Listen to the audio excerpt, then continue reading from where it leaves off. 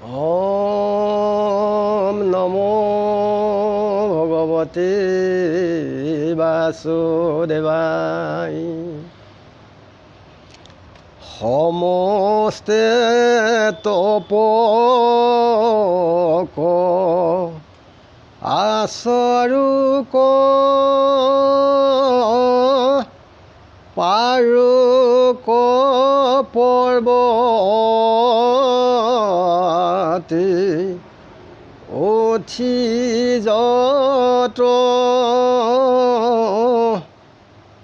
তীৰ্থত ভমুক পহুক বেদ নিশ্চয় যজুক সমস্ত যজ্ঞচয় যুগক জানুক সমশ্ৰয়ী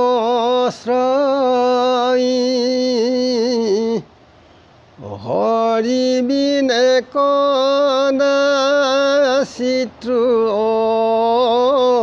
মৃত্যু নতৰ।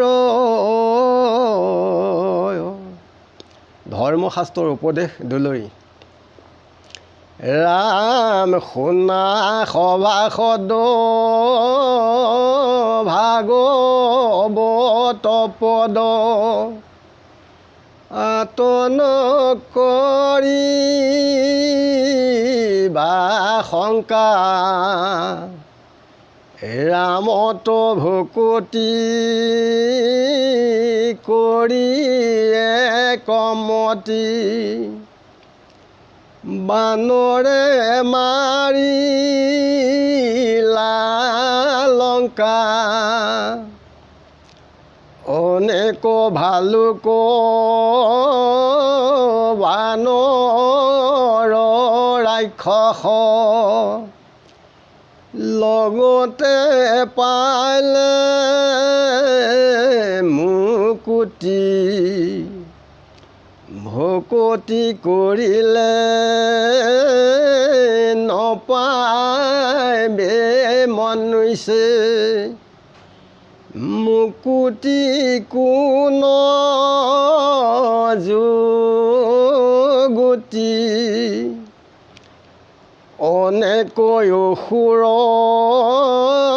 পিশাচ পশুৰ ভকতি সাধিলে গতি কিনো লোকবন্ধ জাত নাট মৰুই মাধৱ তেনে দমতি গকুলৰ গৰু যত তিনতৰু সবে পৰপদ পাইল মিছাতে সেমৰু কৃষ্ণ নভজুই দিনতে দুইশ খাইল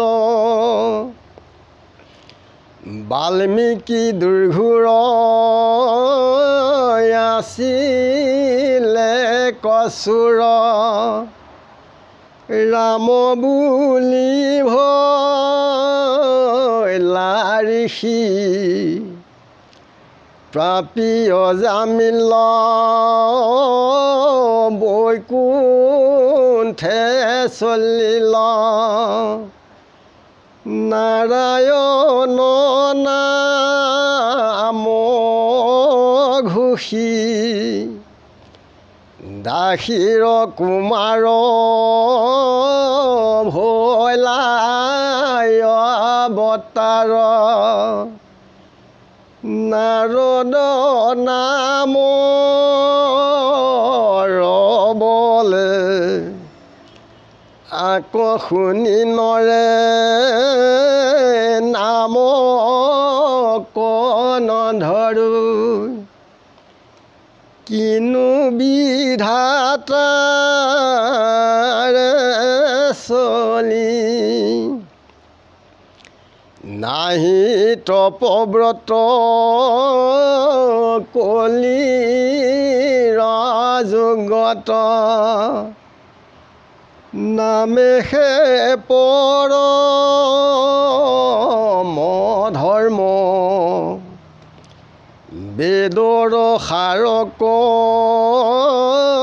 নধৰো নামক শাস্ত্ৰৰ নুবুজি মৰ্ম জাত আছে বুদ্ধি ধৰি মোহ সধি সংসাৰ ব্যাধিৰ নাম ভনিল শংকৰে নিৰন্তৰে নৰে ডাকি বোলাৰাম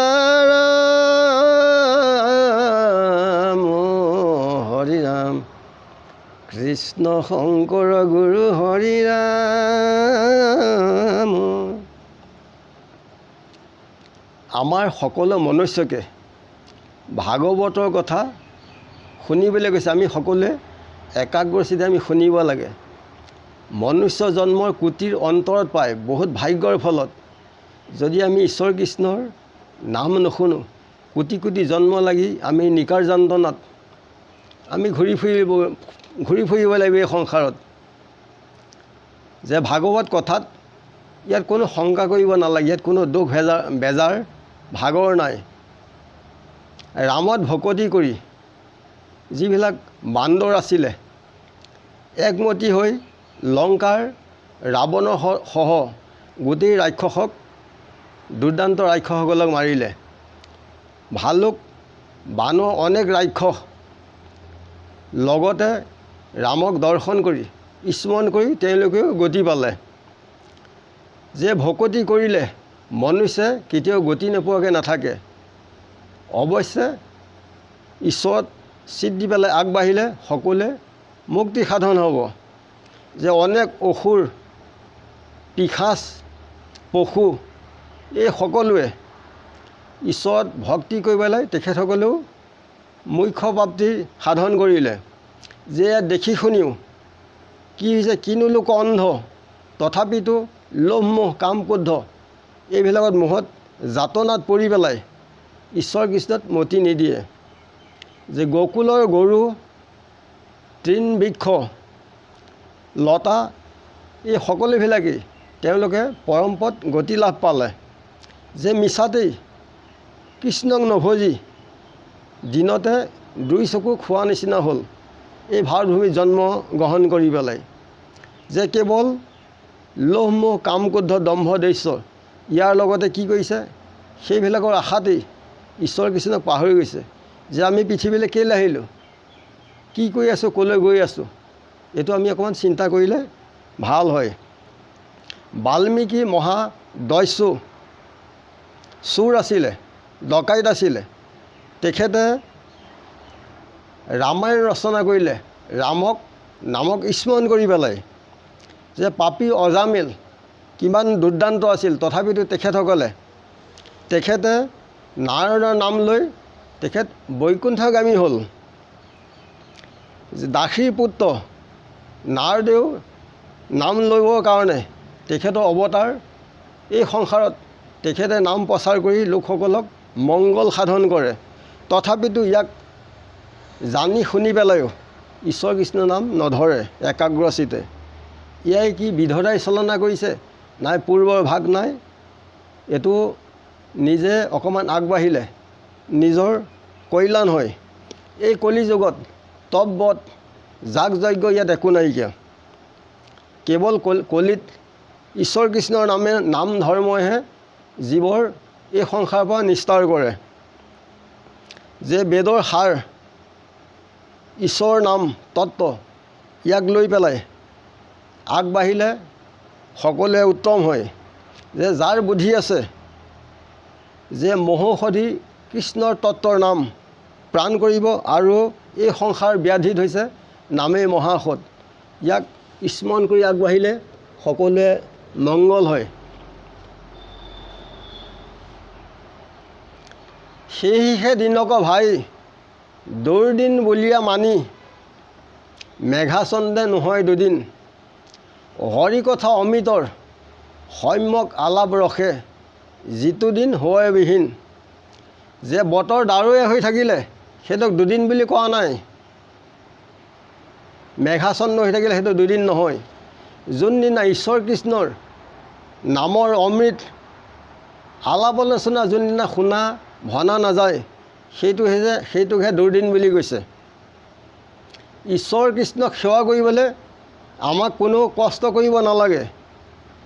নাই শিকি টকা হানি কৃষ্ণৰ সেৱাত শৰীৰতো নাহিছম জানিবা সাক্ষাৎ।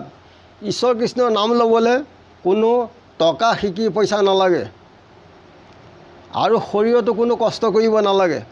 কেৱল তেখেতক আশ্ৰয় লৈ তেখেতৰ নাম ল'লেই তেখেত সন্তোষ হয়। ঠিক এই মাধ্যমেৰে আগবাঢ়িলে সকলো লোকসকলৰ মংগল হয়। আমি ইমানতে সবাৰ ওচৰত সেৱা জনাই ৰাখিছোঁ। কোটি কোটি ঘূৰ অপৰাধনীতে কৰয়া আমি দুৰাশয়। হে হৰি মোক দাসহে নমানি ক্ষমিও কৃপাময়। ৰাম ক্ষমিও কৃপাময়। কৃষ্ণ কৃষ্ণ মহাবীৰ হৃদয় কৃষ্ণ কৃষ্ণ হৃদয়